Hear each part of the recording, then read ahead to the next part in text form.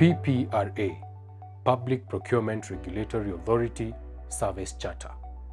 The Public Procurement Regulatory Authority, PPRA, is the organization responsible for overseeing the implementation of the Public Procurement and Asset Disposal Act 2015 and its regulation.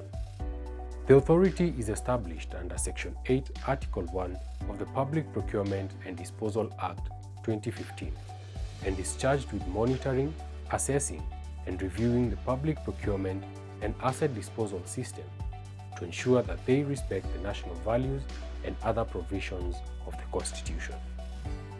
The following are our services listed in the order of services rendered, client requirements, user charges in Kenya shillings, and timelines. The first service rendered is advisory services on inquiries about public procurement law in Kenya, and the client requirements are contact PPRA via phone where the charges are free and the timeline is immediate. You can also email PPRA where the charges are free and the timeline is in 2 days. Face-to-face contact where the charges are free and the timeline is immediate. You can also send a letter to PPRA where the charges are free and the timeline is in 7 days. Acknowledgement of receipt of letter, the charges are free and the timeline is in 7 days. Substantive response to inquiry, the charges are free and the timeline is in 30 days. The second service rendered is provision of policy guidelines and standard procurement documents. You can download the documents from PPRA website where the charges are free and the timeline is immediate. The third service rendered is consulting stakeholder. To provide feedback on public procurement system, the charges are free and the timeline is annually.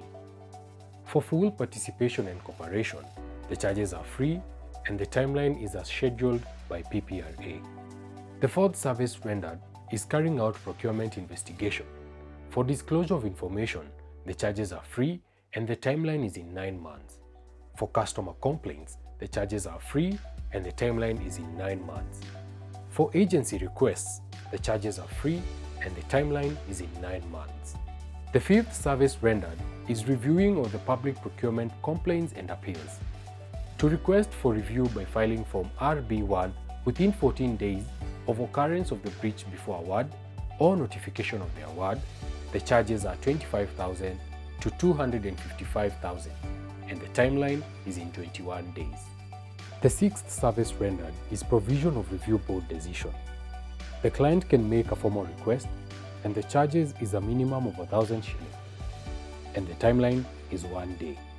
The client can also download from the PPRA website, the charges are free and the timeline is immediate.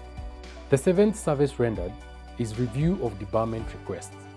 For customer complaint, the charges are free and the timeline is 6 months. For disclosure of information, the charges are free and the timeline is 6 months. At PPRA, we shall endeavor to disseminate information taking into consideration the need to reach persons with disabilities, the cost, local language, and the most effective methods of communication. The information shall be easily accessible and available, free or at a cost, taking into account the medium used.